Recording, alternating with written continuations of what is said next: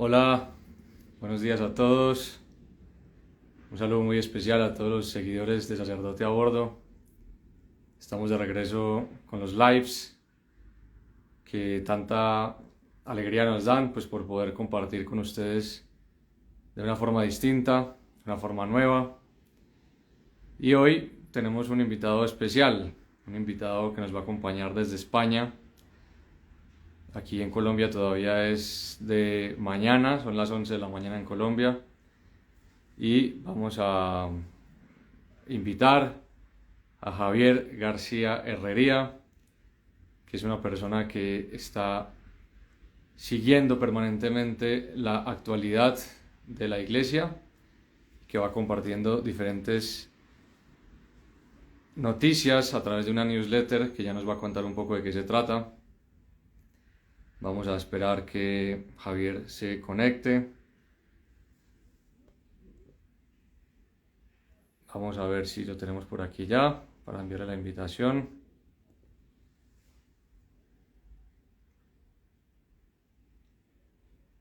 Aquí está Javier, que ya se unió a la conversación. Vamos a enviarle la invitación de la mañana en Colombia.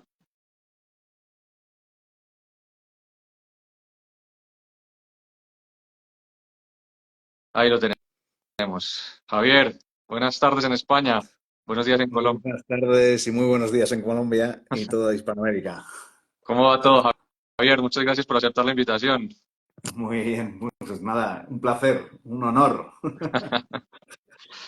Bueno, Javier, le contaba a la gente cuando empezamos el live que eres una persona que en los últimos años ha estado muy pendiente de seguir la actualidad de la iglesia en los diferentes campos, en las diferentes realidades que tiene que vivir la iglesia católica, que son realmente muy variadas, y lo has hecho también a través de una newsletter que envías a las personas o que has estado enviando a lo largo de este último tiempo.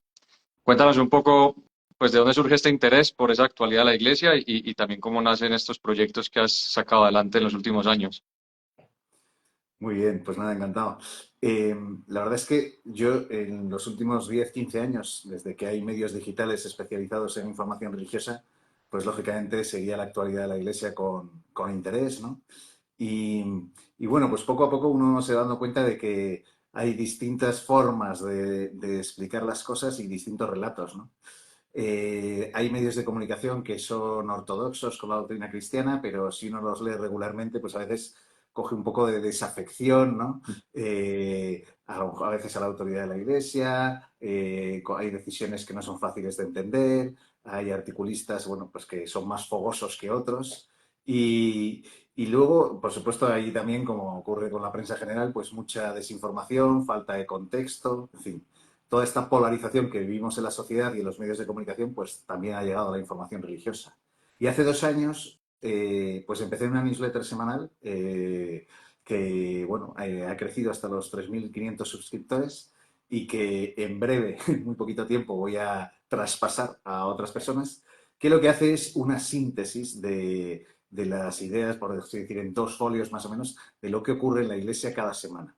Y ofrece un conjunto a lo mejor de 40 artículos relacionados con esas noticias, buscando no solo buena información, sino también escuchar qué sensibilidades hay en la Iglesia, ¿no? Porque, lógicamente, con independencia de las categorías que uno use para definirlas, pues está claro que hay pluralidad de sensibilidades, de visiones.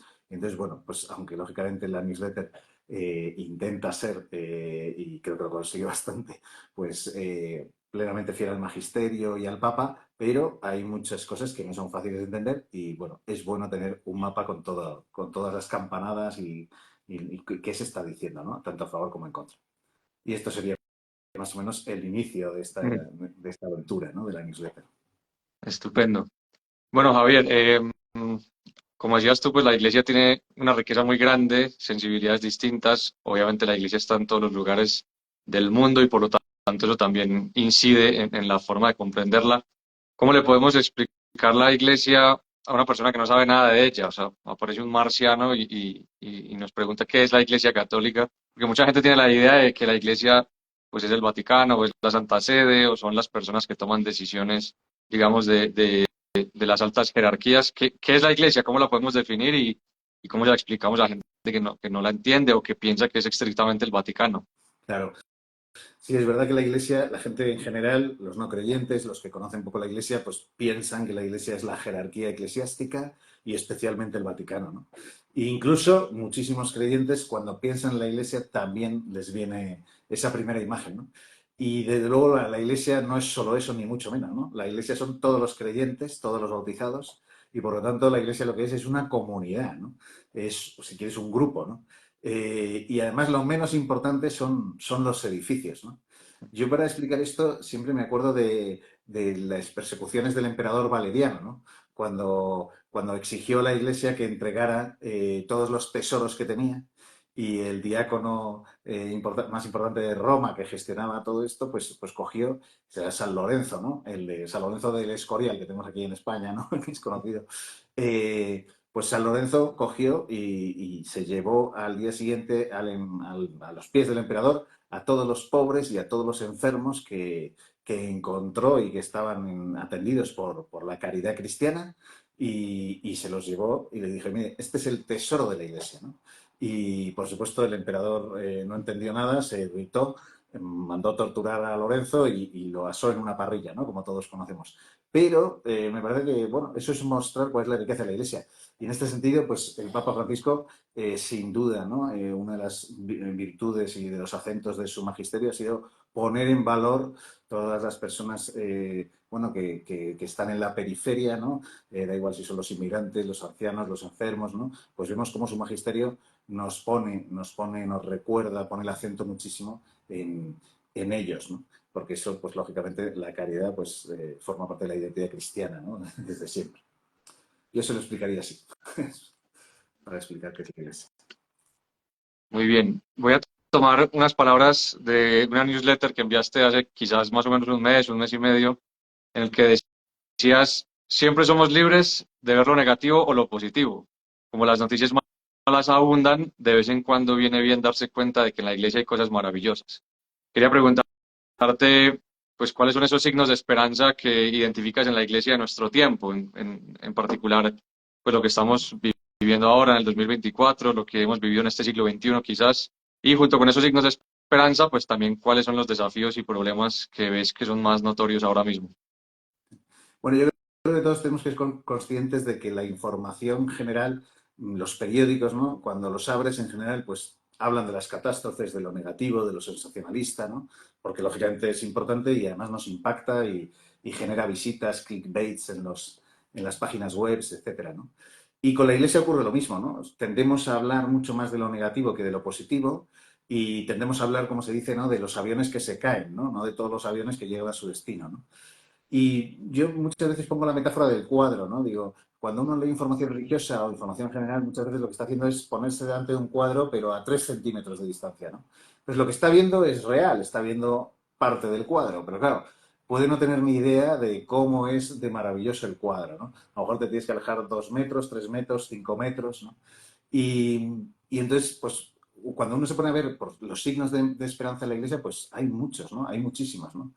Pienso principalmente, voy a decir muchos, pero eh, yo quiero destacar la cantidad de laicos tan bien formados y que practican tanto la fe que hay hoy día, ¿no? Nunca ha habido tantos laicos practicando con tanto entusiasmo y sinceridad la vida cristiana, ¿no? Por supuesto, todos conocemos que hay muchos movimientos, hay muchas instituciones que están lideradas y volcadas en el crecimiento espiritual de los laicos, ¿no? Y eso, lógicamente, está dando muchísimos frutos, ¿no? Es verdad que hay menos practicantes, especialmente en proporción, ¿no?, al número de habitantes, pero los que practican lo practican pues, por amor y no tanto por temor o por cumplir los mandamientos, por lo menos en comparación con cualquier otra época anterior, ¿no? Digamos que esa formación de muchos cristianos ha llegado a que vivan la piedad y su fe con muchísima más sinceridad y de un modo mucho más sano, ¿no? Y luego ya, si uno se pone a cosas pequeñas, bueno, pues es que aquí, yo por ejemplo, me acuerdo cuando empecé hace 2 años, cubrí un poco de cerca el viaje del Papa al Congo y la verdad es que me quedaba alucinado, ¿no? De las riadas de personas que iban a ver al Papa, encuentros con más de 1 millón de personas.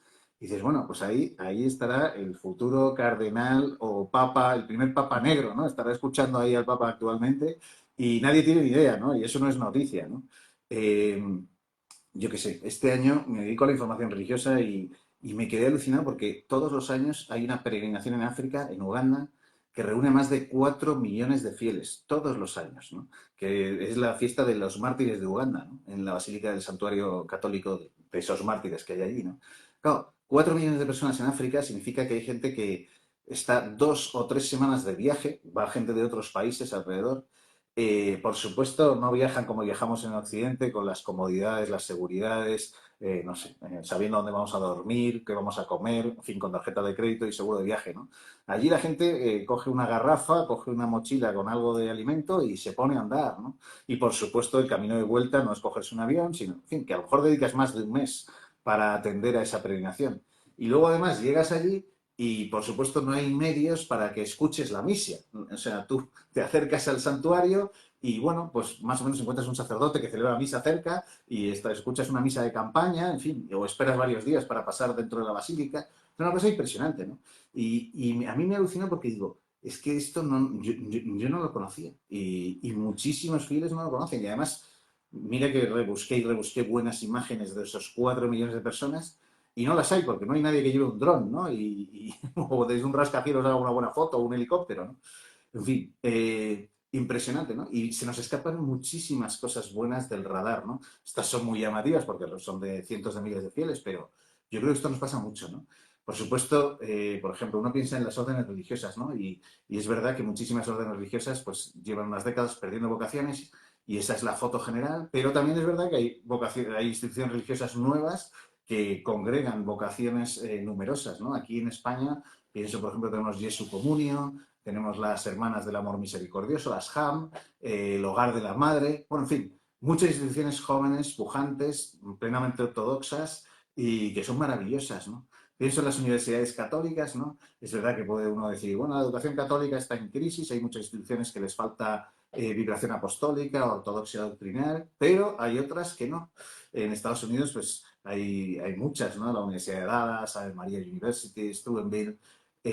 Aquí en España aquí tenemos a la Francisco de Vitoria, la Universidad de Navarra, las universidades del CEU. Bueno, hay universidades católicas en muchos países que están vibrantes, pujantes, y ahí se forma muchísima gente, ¿no? Por supuesto, hay muchísimas instituciones nuevas que, bueno, las que hemos oído hablar y que tienen mucha fuerza, congregan mucha gente, ¿no? Pienso aquí en España y en algunos países de América se está extendiendo Hakuna, pero todos conocemos los retiros de Fetá, de Maús. Luego ya si te metes en las realidades carismáticas, pues no te quiero decir, ¿no? Yo he atendido aquí en España un par de años al Congreso Nacional Carismático y dices, bueno, aquello es un espectáculo. Yo personalmente tampoco es que sea lo más cercano y lo que más me mueva, pero desde luego uno se acerca y ve unos frutos espectaculares, ¿no? También hay muchísimas iniciativas de apoyo al matrimonio, ¿no? Los retiros de amar conyugal, los centros de orientación familiar que hay en parroquias, en diócesis. Bueno, y luego iniciativas apostólicas online, pues muy ambiciosas, ¿no? Todos conocemos ahí en Estados Unidos el famoso Word on Fire de Barron, del obispo Barron, o la app de Hallow, que ahora también está en castellano. Bueno, en fin, que hay muchísima vibración apostólica. Y luego, aunque no se dice muchas veces, también es precioso ver cómo hay muchas parroquias que funcionan muy bien, o sea, que congregan a muchísimas jóvenes y que están vibrantes, tienen unos párrocos con un liderazgo entusiasmante. Bueno, cualquiera que va a una JMJ, pues esto lo ve, ¿no? Y luego yo a la gente también digo, mira, nosotros los católicos del siglo XXI tenemos una suerte inmensa porque tenemos una cosa llamada Catecismo de la Iglesia Católica, ¿no? Que se publicó en el año 92 y que llevaba 400 años desde el anterior Catecismo así universal de Trento. Y dices, bueno, pues ese catecismo, bueno, explica la doctrina fenomenal, tiene un valor dogmático altísimo y, bueno, es una suerte, ¿no? No podemos decir que estemos desamparados, ¿no? Ni mucho menos. Bueno, y ya paro aquí porque como siga con brotes verdes nos comimos todo el programa. Así es. Bueno, y qué desafíos ves, qué problemas ves, qué cosas te pueden preocupar ahora mismo más de lo que vive la iglesia? Pues mira, yo voy a ir, igual que antes pensamos en la iglesia y pensamos en la jerarquía, yo cuando pienso en los mayor desafío o problema de la iglesia, pienso en que tenemos millones de cristianos bautizados que no se han encontrado con Jesucristo, que no han tenido un encuentro personal, de verdad, de amor, y que no han visto nunca la religión como un encuentro y una relación personal con una persona o con tres personas divinas, ¿no? Y para mí este es el principal desafío, porque si conseguimos eso, si conseguimos sumar gente a ese grupo, entonces la vibración apostólica de cada una de esas personas tendrá un fruto enorme, ¿no? Y en este sentido, sin duda hace falta personas, instituciones, comunidades que, bueno, que cultiven el acompañamiento espiritual, porque eso da muchísimo crecimiento, y las comunidades, ¿no? Nadie vive la fe solo y es una forma muy difícil vivirla solo, con vibración, y es importante que todo el mundo tenga cerca algún tipo de comunidad en la que crece, ¿no? Y se siente acompañado y acompaña a otros, ¿no? Y luego, por supuesto, podemos hablar de los desafíos y problemas pues que son más mediáticos y están en los titulares de la prensa, ¿no? Evidentemente está el asunto de los abusos sexuales, se ha hablado durante décadas del proceso de secularización que hemos vivido en los países occidentales, podemos hablar de la cristianofobia, tenemos 5.000 muertos al año con nombres y apellidos, que son 5.000 mártires, ¿no? Muchos países donde la libertad religiosa está perseguida, en fin, bueno, luego si quieres hablamos más de esto, ¿no? Pero, en fin. Y luego, bueno, sí, aquí lo dejo, aquí lo dejo. Sobre todo el desafío de la santidad personal y auténtica de los fieles. Y dentro de ese marco podríamos decir que uno de los grandes temas desafiantes es el de la antropología. ¿Tú crees que ese tema está realmente en primera línea? ¿Qué te preocupa de eso ahora mismo? Bueno, desde luego la antropología es básica y qué pensamos del ser humano y cómo pensamos que debe desarrollarse el ser humano. Bueno, yo, por ponerle un solo nombre, lo que pondría de nombre es el individualismo. O sea, vivimos en una sociedad en la que, bueno, cada vez hay más desarrollo material y eso nos lleva a pensar que somos autosuficientes, ¿no? Es verdad que, por ejemplo, la pandemia hace 4 años nos puso a todos en nuestro sitio y vimos que no éramos nada o prácticamente nada, ¿no? Eh, y de ese individualismo pues salen distintas ideas, ¿no? Que, por ejemplo, pienso, a mí me gusta mucho seguir la actualidad del transhumanismo, ¿no? Y bueno, como desde el mundo de las tecnologías y de la sanidad, pues hay personas que piensan que vamos a ser inmortales, ¿no? Y que va a haber aquí un eterno progreso que va a hacer que el ser humano deje de ser humano y ya no necesite, por supuesto, a Dios, etcétera, ¿no? Bueno, pues ahí pues, es una de las consecuencias del individualismo, ¿no? Por supuesto, en el plano económico o social tenemos una visión del liberalismo, por así decir, pura, que piensa que, pues que lo que debe regir las relaciones sociales es, pues eso, solamente la libertad. Y dices, bueno, pues a veces la libertad puramente individual, ¿se entiende? Pues no soluciona los mejores problemas, lleva al egoísmo, etcétera, ¿no? Bueno, el liberalismo puro pues también tienes un riesgo, ¿no? Y luego, por supuesto, lo que muchas veces dentro de la Iglesia se discute y está a la orden del día, sin duda, son todos los problemas que tienen que ver con el género, ¿no? Con la ideología de género, la teoría de género. Vemos todas las contradicciones que está habiendo entre el feminismo y el movimiento trans, ¿no? Los problemas de las cárceles de mujeres, en las que hay hombres que son trans, los problemas con los deportes, ¿no? Las competiciones deportivas donde compiten personas del otro sexo, el uso de baños mixtos, en fin, todo este tipo de cosas que socialmente estamos lejos de haberlas resuelto, ¿no? Y también tiene su consecuencia bueno, y su eco en la iglesia, ¿no? Sin duda aquí lo que hay, indudablemente, es el sufrimiento de muchas personas por encontrar su identidad sexual, su paz interior, ¿no? Y luego hay otro debate muy importante que tiene que ver con cómo vamos a educar a nuestros hijos, ¿no? Y los derechos que van a tener o no van a tener los padres para poder educar libremente a sus hijos, el derecho que pueda tener la Iglesia o cualquier institución privada a educar a las personas conforme a sus convicciones e idearios. Bueno, aquí hay un debate monumental, ¿no? Y son temas de antropología básica que bien, en las próximas décadas veremos cómo vamos a solucionarlos en el diálogo social, ¿no? Claro. Hay otro tema grande, pero del cual quizás mucha gente no está tan enterada, al menos en el seno de la iglesia, pero genera mucho debate, y es el tema de la liturgia, las reformas litúrgicas, los diferentes ritos y sobre todo pues en el rito latino. Ha habido pues un cierto debate también en el rito Siro-Malabar. Bueno, ¿por qué no nos ayudas a tener un poco de contexto de qué está pasando, cómo está el ambiente del tema litúrgico en el mundo, por qué esto es relevante para nosotros, los cristianos de a pie, digamos? Bueno, la mayoría de cristianos de a pie, gracias a Dios, pues eh, trata de vivir su fe del mejor modo posible y no tiene grandes problemas teológicos, litúrgicos, etcétera, ¿no? Es verdad que lo que comentas del rito sino-malabar, pues es un problema que hay en la India, que desde luego para los que no somos indios y no hemos seguido el problema muy de cerca, pues es incomprensible o muy difícil de entender, porque bueno, ha estado a punto de separarse una parte de la iglesia con millones de fieles por el modo en que se celebraba la misa, y no tenía que ver con el antiguo rito, sino con una decisión sinodal que se dio en un conjunto de diócesis del rito, y se votó por tener la misa si se tenía cara al pueblo o sin estar cara al pueblo. Ya digo, no es rito antiguo, es sencillamente cara al pueblo o sin estar cara al pueblo. Bueno, y lo que se votó, pues algunas diócesis no lo quisieron acoger y estuvieron a punto de irse de la iglesia, ¿no? Y el Papa ha tenido, bueno, la Santa Sede ha tenido que mediar allí una disputa de 2 años, y bueno, la sangre no ha llegado al río de milagro, ¿no? En Occidente, digamos que está habiendo otro problema que tiene que ver con el ascenso de la práctica del rito antiguo, de la misa anterior al Vaticano II, ¿no? eh, Se suele agrupar a este grupo el movimiento tradicionalista, ¿no? Yo personalmente he podido asistir media docena de veces a la misa de rito antiguo. Tengo que decir que me encanta, me ha ayudado muchísimo a acudir a esas liturgias que vivieron mis abuelos en su juventud, ¿no? Y que alguna vez oí contar. Una misa, pues eso, mucho menos participada, en silencio, donde evidentemente, pues si uno sigue la misa con un misal, pues descubre una riqueza litúrgica que es muy difícil de descubrir cuando estás oyendo la misa sin un misal y un texto, porque la misa es una aspirina concentrada de doctrina, y bueno, aunque uno está acostumbrado a escuchar las oraciones, pues todos nos despistamos, ¿no? Cuando estamos en misa o en cualquier otro lugar, ¿no?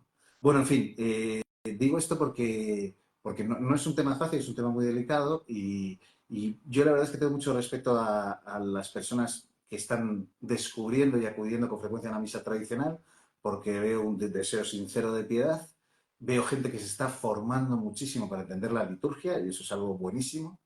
Y luego, pues claro, han descubierto algo que bueno, ya sabía una persona que estudia teología, pues ya sabe, ¿no? Y es que en el Vaticano II la reforma litúrgica no fue un tema fácil, ¿no? Como casi ninguna reforma. Y es verdad que hubo bueno, pues, momentos, por así decir, curvas, ¿no? Hubo curvas, ¿no? Y el valor sacrificial de la misa, pues no es que se pusiera en duda, pero vamos, no se destacó, y luego hubo que rectificar algunas cosas. Bueno, en fin, que aquí ha habido mucha historia, ¿no? Detrás. Es verdad que el problema del tradicionalismo ahora, que se está prohibiendo, limitando mucho en los últimos años, pues está llevando a dos riesgos, ¿no? Por un lado, el sedevacantismo bueno, pues de vez en cuando pues uno se lleva sustos de personas, grupos, sacerdotes que se pasan, que dejan la iglesia y pasan al sedevacantismo. Aquí en España hemos tenido las monjas de Belorado. Esta semana en México ha habido un caso parecido de un famoso sacerdote. Bueno, en fin, que es un riesgo que de verdad pues atenta a la unidad de la Iglesia, y es muy preocupante, ¿no? Y luego a veces también el rigorismo, ¿no? Que puede ir unido, y no tiene por qué, yo no digo que esto sea mayoritario en los que siguen la misa tradicional, ¿no? Pero desde luego es un riesgo que está en algunas personas, ¿no? En fin, vivimos un contexto de polarización, y el tema litúrgico es uno de los aspectos, uno de los lugares donde más se ve esto dentro de la Iglesia, ¿no? Por supuesto, también a veces nos encontramos dentro de la misa bueno, sacerdotes que celebran la misa pues haciéndola falsamente entretenida, o falsamente cercana, en fin, con unas liturgias que a veces se echa uno las manos a la cabeza, dan pena, en fin. Entonces, claro, eso refuerza la posición, por así decir, tradicionalista, porque dices, oye, parece que no se puede vivir, por lo menos en algunos contextos, una misa normal y piadosa si, bueno, pues porque a uno le ha tocado un sacerdote de la parroquia pues que no cuida la liturgia, ¿no? Entonces, bueno, hay que encontrar un punto de equilibrio, ¿no? Para que la sangre no llegue al río, vivamos todos con unidad de fe, en fin, y ya digo, y esto no se desboque, ¿no? No se salga de madre, como se dice a veces, ¿no? Hay una sección de tu newsletter que es la cristianofobia, que ya la mencionaste. Mencionaste también que son cifras grandes y que probablemente, ya lo ha dicho mucha gente, estamos en la época de la historia en la que más cristianos mueren al año por su fe, ¿no? Cuéntanos un poco cómo está la situación y cuéntanos también tu visión de por qué esto se habla tan poco en los medios de comunicación, siendo cifras tan tremendas. Muy bien, pues no, efectivamente, hombre, yo no sé si estamos en la época de más persecución en la historia de la Iglesia, porque por lo menos en Occidente no nos matan por practicar nuestra fe en general. Eh, es verdad que hay censura, es verdad que hay cancelación, eso sin duda, y puede ser mucho más civilino muchas veces. Y el dato de unos 5.000 cristianos que mueren cada año, pues es inapelable. Y hombre, si lo comparas con las persecuciones en el antiguo Roma, en el Imperio Romano, pues lógicamente sumas los años y va a haber ha habido más mártires en el siglo XX, decía Juan Pablo II, que en la historia de la Iglesia anterior, y en el XXI, pues no sé cómo va a acabar la cosa, ¿no? Porque desde luego no parece que esté tranquila, ¿no? Y un tercio de los católicos del mundo viven en países donde no pueden practicar libremente su fe y a veces está perseguida y a veces está, bueno, limitada, ¿no? Con lo cual, bueno, es un tema que desde luego los católicos deberíamos tener muchísimo más presente para rezar por los otros hermanos y luego para hablar y conocer esto a fondo, ¿no? Ayuda a la Iglesia Necesitada, esa fundación vaticana hace una labor encomiable, increíble, no solo de ayudar a estas personas que tienen una vida cristiana con una persecución muy grande, sino sobre todo de dar a conocer, ¿no?, cuáles son los problemas que hay en cada país. Yo desde luego recomiendo seguir mucho sus publicaciones, ¿no? Y luego uno puede siempre pensar, ¿por qué no se habla de esto? Pues no se habla de esto porque los grandes medios no les interesan, son anticristianos y tal. Pero yo la verdad es que soy más de echarme la culpa a mí mismo, ¿no?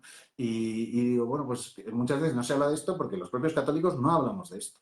Y los católicos que podemos trabajar en medios de comunicación o tener un poco de influencia en algunos ámbitos, no hablamos de esto. Y los católicos que tienen un trabajo normal, en su trabajo normal, pues tampoco hablan de esto nunca.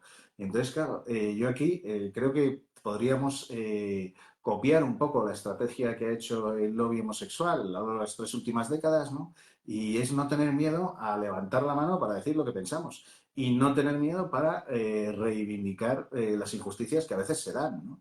Igual que cuando se mata o se ataca con violencia a una persona por su condición sexual, pues eso es digno de ser denunciado y de ser evitado, en fin. Y pues lo mismo con los cristianos. Y me parece que los cristianos no levantamos la mano, no levantamos la voz. No es que los medios nos censuren, es que nosotros apenas lo decimos, ¿no? A mí me parece muy ilustrativo el ejemplo de Jordan Peterson, famoso psicólogo canadiense, ¿no?, que en los últimos 5 años él solito ha puesto de moda una corriente intelectual, bueno, pues que efectivamente está siendo muy atacada, está siendo muy cancelada, pero, oye, él ha dicho, aquí el gran problema es la espiral del silencio. Y es que cuando uno piensa distinto, no dice nada, se queda callado.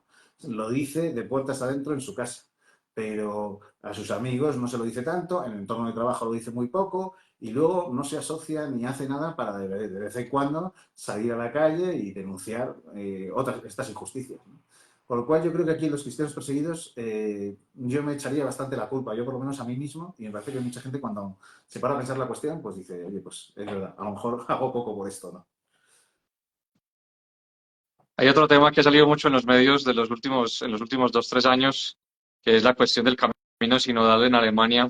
Y hace un par de años, bueno, hace un par de meses, no recuerdo bien, compartiste una noticia en la que se decía que la mayoría de los sacerdotes jóvenes de Alemania rechazan esa heterodoxia que se le achaca al camino sinodal. ¿Cómo ves esa tendencia? ¿Eso se puede extrapolar al resto del mundo? Ese rechazo, pues, como a esas heterodoxias y en general, ¿cómo ves también la formación de los seminarios? Ahora que el Papa también ha pedido a los obispos y a los rectores de seminarios que vuelvan a pensar muy bien ese tema de la formación. ¿Cómo ves pues estas tendencias también en sacerdotes jóvenes, en la formación que recibe el clero que está empezando su camino vocacional? Vale. Bueno, a ver, son varias cosas distintas y que requieren muchísimo matiz. Por empezar por Alemania, bueno, la situación de la Iglesia en Alemania es muy delicada.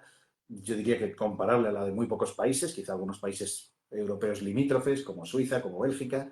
Eh, y bueno, pues lamentablemente el liderazgo de muchos obispos está rompiendo con algunas cuestiones ligadas a la tradición, a la moral de la Iglesia, de un modo frontal y en los últimos 3 años pues se ha visto así, ¿no?, con mucha claridad. Y bueno, cuando uno conoce católicos que viven su fe en Alemania, pues ven que no lo tienen fácil, ¿no?, porque muchos pastores, muchos sacerdotes, pues están alineados con esa visión, podemos llamar progresistas, por simplificar y entendernos, que se vive en muchas parroquias y la vida sacramental pues muchas veces es muy pobre, confesarse es prácticamente imposible, hay muy pocas parroquias que confiesen en Alemania, bueno, en fin.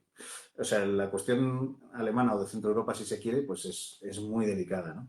Espero que no sea extrapolable a la situación de prácticamente ninguna otra región católica, ¿no?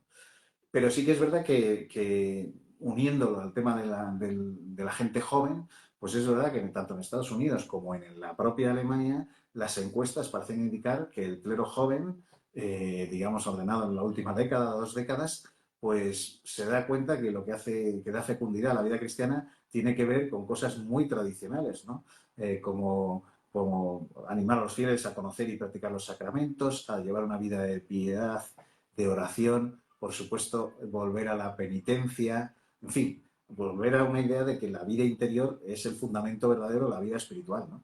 Y de ahí sale la verdadera acción social, la verdadera caridad, ¿no? Que evidentemente es inseparable, ¿no? de la buena doctrina, de la vida de oración, de la vida sacramental, ¿no? Pero digámoslo así, que en Alemania, por ejemplo, que la Iglesia tiene mucha labor social, tiene muchos colegios, apoyan y financian muchísimas labores y misiones y la formación de mucho clero en otros países de África, de Asia, de Hispanoamérica, pues bueno, lamentablemente pues tienen una visión quizá muy profesional de la pastoral, de la caridad, y bueno, pues eso, bueno, el problema económico en Alemania es muy grande, ¿no? Porque como saben muchos, pues la Iglesia Católica se financia por impuestos del 9% más de los católicos y con otras confesiones ocurre lo mismo. Y eso hace pues, que genere pues una cantidad de dinero que es brutal, ¿no? Hay diócesis alemanas que tienen más presupuesto que el Vaticano. Y entonces, bueno, pues eso lógicamente puede generar un acomodamiento muy grande, ¿no? Y luego, por último, la formación de los seminarios, ¿no? El Papa ha introducido algunos cambios importantes, dando un giro más pastoral, poniendo un año más de formación inicial, de discernimiento. Bueno, esto es como todo, ¿no? Habrá opiniones para todos los gustos. La formación sacerdotal ahora se acerca a los 8 años, ¿no? Desde que uno ingresa en seminario, quiere ingresar en seminario hasta que se ordena. Y lógicamente, pues para gustos los colores y opiniones en esto hay un montón. Yo soy de los que piensa que hay que aprovechar al máximo las situaciones, ¿no? Y bueno, pues si ahora hay oportunidad de formarse un año más o de poner en práctica una labor pastoral, pues mejor, pues, o más práctica y tal, pues habrá que sacarle partido a todo, ¿no? Creo que aquí es dificilísimo generalizar porque la verdad es que los seminarios ni siquiera depende de cada país, ¿no? Depende de cada obispo y hay obispos que hacen las cosas muy bien, hay seminarios que tienen muchísimas vocaciones y seminarios que tienen una población cristiana muy grande y sin embargo tienen una población de seminaristas pues mucho menor, ¿no? Yo aquí soy de Madrid, aquí en Madrid tenemos 3 diócesis, una ocupa, vamos, tiene casi toda la población, las otras dos son mucho más pequeñas y en proporción el seminario, por ejemplo, de la diócesis de Getafe, que pertenece a Madrid, tiene a lo mejor la mitad, no sé el dato ahora mismo, pero la mitad de seminaristas, pongamos, que la diócesis de Madrid y sin embargo la población de la diócesis de Madrid es muchísimo mayor, ¿no? Y hay poblaciones pequeñísimas en España, pienso ahora en Castellón, por ejemplo, o en Huelva, y que tienen unos seminarios que en proporción, bueno, pues multiplican, ¿no? El número de vocaciones de otros sitios, ¿no? Entonces, al final, yo creo que cuando un obispo pues hace las cosas con sentido común, da buena formación y tal, pues lógicamente entre sus fieles y los fieles de otros lugares, pues se corre la voz y, oye, pues ese seminario es estupendo. Aquí en España siempre hemos tenido el seminario de Toledo, que ha tenido mucha fama, y ha habido seminaristas, sacerdotes que se han ordenado allí que procedían de toda España, ¿no? Porque todo el mundo sabía que era un seminario con muy buena formación, ¿no? Hay un tema que está en primera línea casi siempre, pero ahora más porque se acercan las elecciones en Estados Unidos y esto del tema del aborto, de los movimientos pro vida, siempre está la disyuntiva entre lo que piensa el Partido Demócrata, el Partido Republicano, y por eso creo que ahora mismo eso está muy vivo, ¿no? ¿Cómo ves los movimientos pro vida en general, sean católicos o no? Porque sabemos que no solamente la Iglesia Católica defiende pues, la vida desde la concepción hasta la muerte natural, sino que hay muchas otras visiones religiosas que lo hacen. ¿Cómo ves esos movimientos pro vida? ¿Ves que tienen fuerza? ¿Ves que están logrando objetivos? Bueno, yo creo que el panorama en las 2 últimas décadas ha cambiado muchísimo en todos los países, en casi todos los países, ¿no? Parecía que era una batalla que siempre iba perdiéndose cada vez más y es indudable que hemos llegado a legislaciones horrorosas en este tema y sin embargo el movimiento pro vida ha perseverado, sea de inspiración cristiana o no lo sea, aunque es indudable que gran parte de él tiene una inspiración cristiana en general, ¿no? En movimientos a veces también de la iglesia protestante, y de otras confesiones. Pero bueno, hay gente buena, ¿no? Que entiende perfectamente que esto no es una cuestión religiosa, sino que es una cuestión moral, que tiene un fundamento biológico evidentísimo.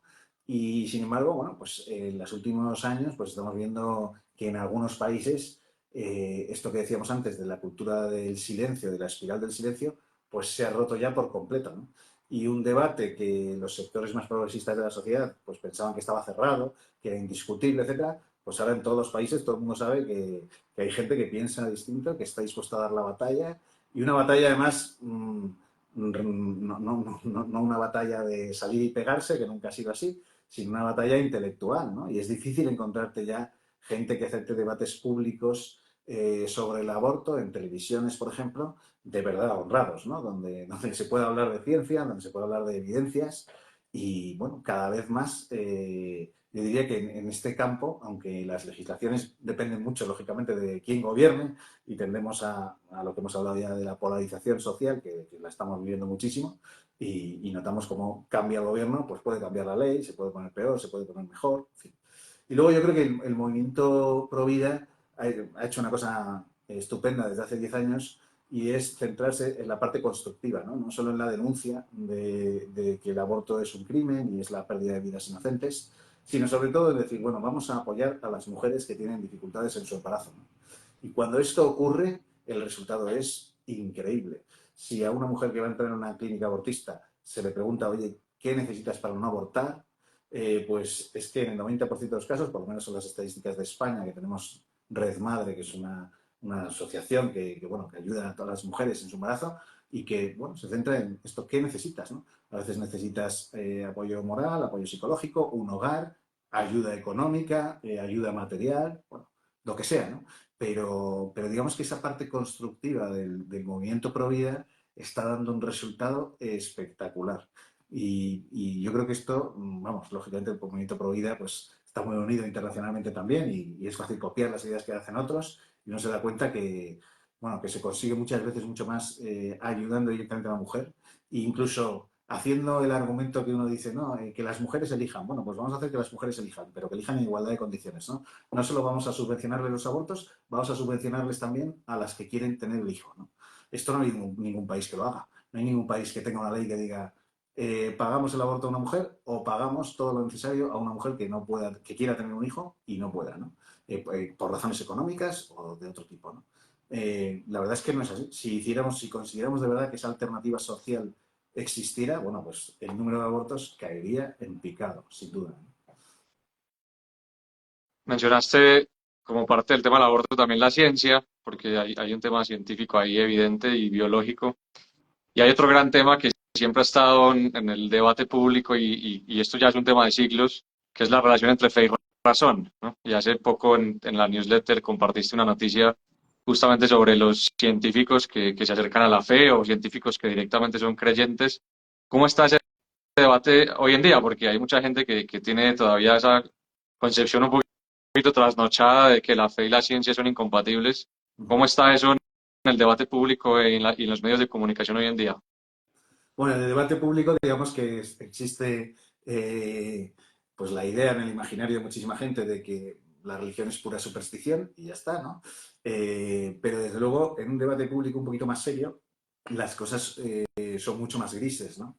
Aquí en España este año se han publicado dos libros sobre ciencia y fe, algo no habitual, que han tenido un éxito editorial de ventas muy grande, ¿no? Uno de ellos es de dos autores franceses que se llama Dios, la ciencia y las pruebas. Y bueno, es un libro que ha arrasado, está hecho en Francia y vendió 250.000 copias. 250.000 copias de un libro de ensayo es una barbaridad. Y no solo eso, sino que los dos autores, precisamente aupados por las ventas, pues los programas de televisión empezaron a invitarles y empezó a haber debates en la televisión, ¿no? En 6 meses no había nadie que quisiera debatir con estas dos personas, ¿no? Porque eran dos científicos, por supuesto creyentes y tal, pero dominaban lo que muchas veces falta en el debate de ciencia y fe por parte de los creyentes, que es un dominio un poco serio de la parte científica, porque no es fácil, hay que ser especialista, ¿no? Y quizá en biología, quizá en física. Bueno, y estos dos lo son, ¿no? Digamos que llevan 2 décadas trabajándose el tema, han sacado un libro de 500 y pico páginas y ha tenido un éxito arrollador. Y tiene, vamos, yo no recomiendo leerlo a todo el que pueda porque da una solidez y una argumentación buenísima, ¿no? Y yo recuerdo que estos autores vinieron hace unos meses a España, donde también han publicado el libro y ha tenido bastante eco, y bueno, no encontraron ninguna televisión que les aceptara un debate público sobre esto, ¿no? Y vinieron e hicieron debates, bueno, hicieron una presentación aquí en el CSIC, que es la gran institución pública de investigación, es una universidad solo de investigación que hay en España. Bueno, se presentaron en los foros universitarios y tal, pero no tuvieron rival, ¿no?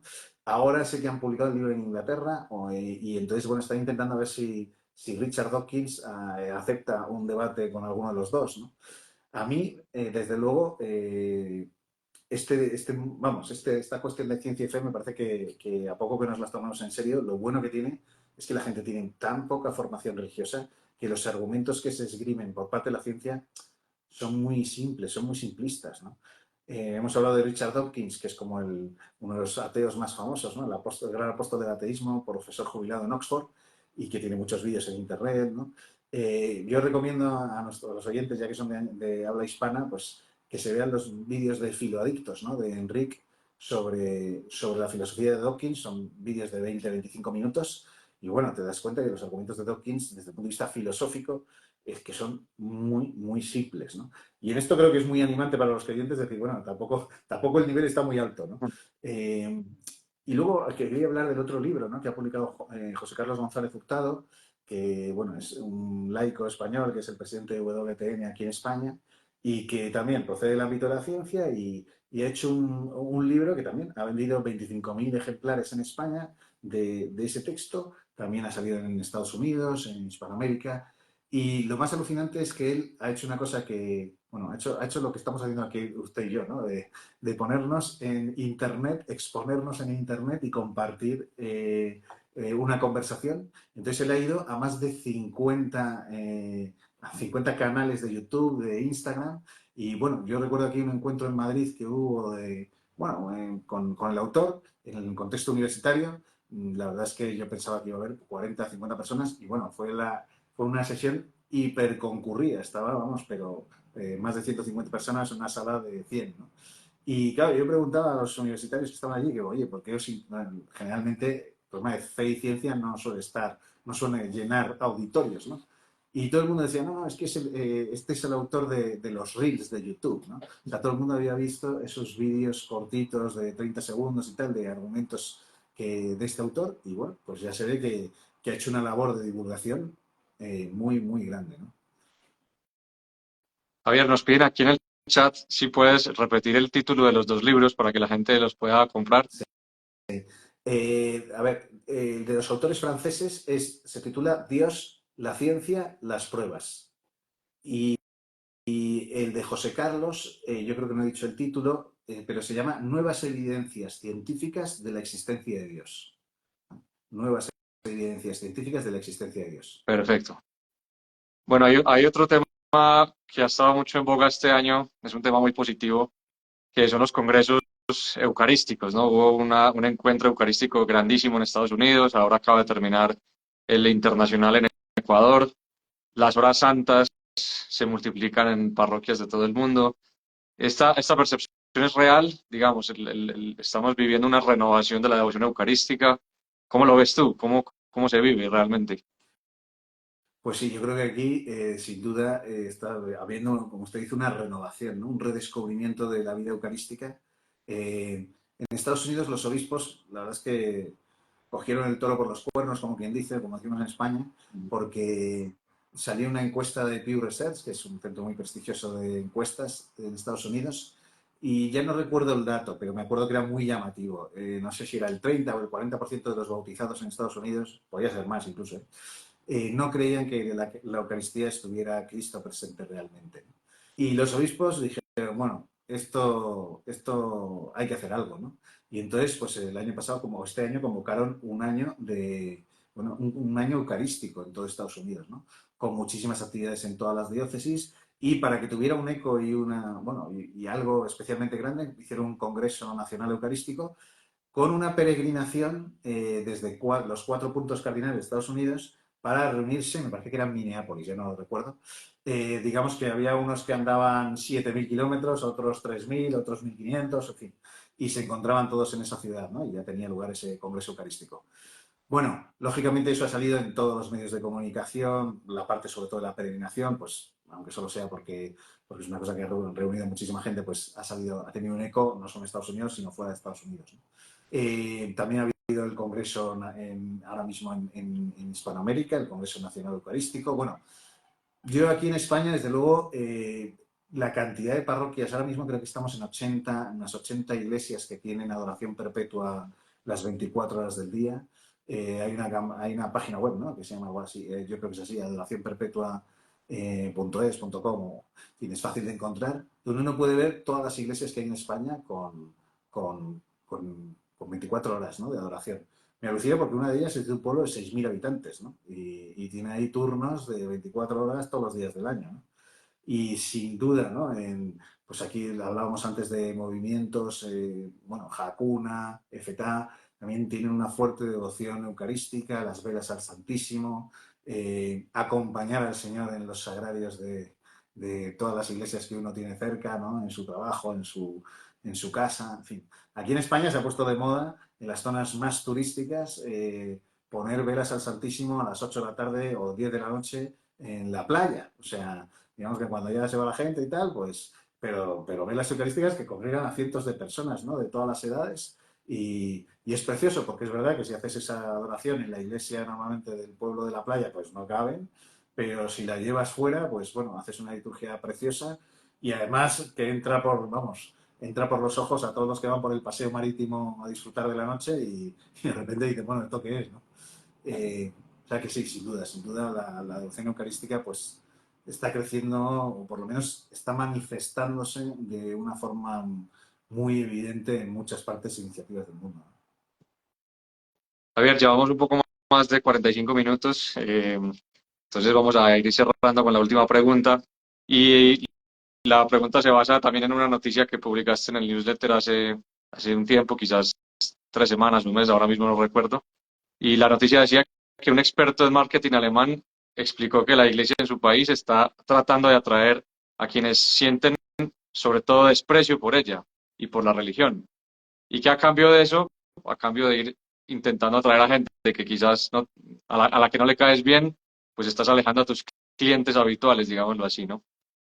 ¿Por qué no comentamos un poco esta noticia? Porque creo que eso es como uno de los miedos que a veces podemos tener actualmente, como intentar mimetizarnos o intentar caerle bien a todo el mundo, pero al final, pues, desnaturalizas lo que es la iglesia y desnaturalizas el evangelio.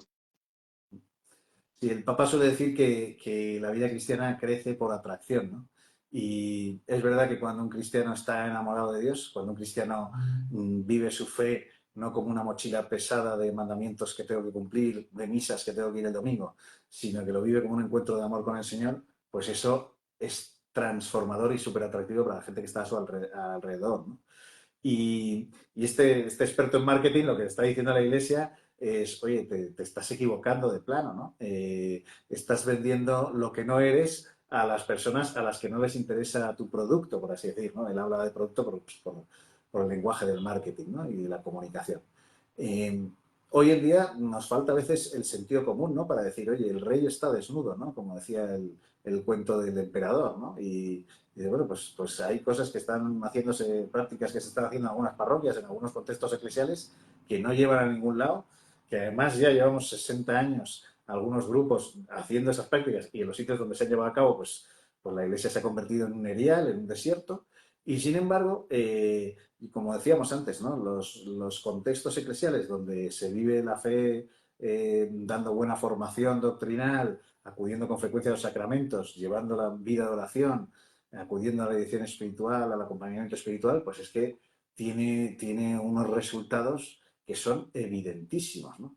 La Iglesia Católica tiene el mejor mensaje que puede tener una institución para dar al mundo, ¿no? Porque vendemos, regalamos, nuestro marketing es la salvación eterna, ¿no? El sentirse amado por Dios en esta vida y que eso genere felicidad, ¿no? O sea, digámoslo así, que no hay nada mejor ni más asequible, ¿no?, independientemente de tus circunstancias, del contexto material, del país donde vivas, ¿no? Entonces, lo que creo que nos puede faltar muchas veces a los propios creyentes es creérnoslo de verdad, vivir de verdad de la relación con Dios. Si no vivimos de la relación con Dios, pues efectivamente la vida cristiana, pues para muchos es un negocio que dice, bueno, pues hay que pasar por el aro de estos mandamientos y estas prácticas religiosas para tener vida eterna en vez de castigo eterno. Pero esa visión de la religión es muy triste, ¿no? Es como si una relación personal de pareja, pues uno actúa no por estar enamorado, agradar a la otra persona, sino por miedo, ¿no? O porque hemos hecho una serie de pactos y tengo que cumplir con mi parte, ¿no? Pues claro, vivir así no es atractivo, no es entusiasmante y es muy poco sano, la verdad. Muy bien. Bueno, Javier, pues muchas nada, gracias. Creo, no, creo no, que hemos muy hecho bien. un Feliz sobrevuelo. año, gracias. Hemos hecho un sobrevuelo por muchos temas. Obviamente todos estos temas darían para profundizar mucho, pero creo que la gente que nos ha acompañado puede tener un contexto un poco mejor para luego ya irse enterando de lo que pasa en la iglesia, para rezar. En el chat nos hicieron una petición con la que podríamos cerrar y es si puedes recomendar medios de comunicación que toquen información de la iglesia que consideres confiables o que consideres especialmente buenos. Joder. Esta pregunta es difícil porque depende también de la sensibilidad de cada uno, ¿no? Entonces, yo si tuviera que recomendar uno, recomendaría Religión Libertad, ¿vale? Que es un medio que tiene muchas noticias positivas todos los días de evangelización y, y es verdad que también pues aborda los temas delicados con bastante claridad, ¿no? Es verdad que también a unos les gustará más, a otros les gustará menos, otros preferirán otro tipo de información. Pero yo, si tuviera que dar una recomendación general, me quedaría con ese medio. Muy bien. Bueno, Javier, agradecerte de nuevo tu tiempo y el esfuerzo, pues porque nos has dedicado mucho tiempo este domingo. Agradecerte el trabajo que haces porque sé que, y me consta, porque yo también lo sigo, pues que nos ayuda a muchos a estar enterados de lo que pasa en la iglesia y a rezar sobre todo por lo que pasa y a intentar hacer iglesia desde nuestro lugar a cada uno. Entonces agradecerte por este tiempo y agradecerte también por el trabajo que vienes haciendo en estos años. Muy bien, pues muchísimas gracias y felicidades por el canal, que también hace muchísimo bien. Bueno, hasta luego Javier y hasta luego a todos los que nos han seguido. Muchas gracias por el tiempo. Hasta luego.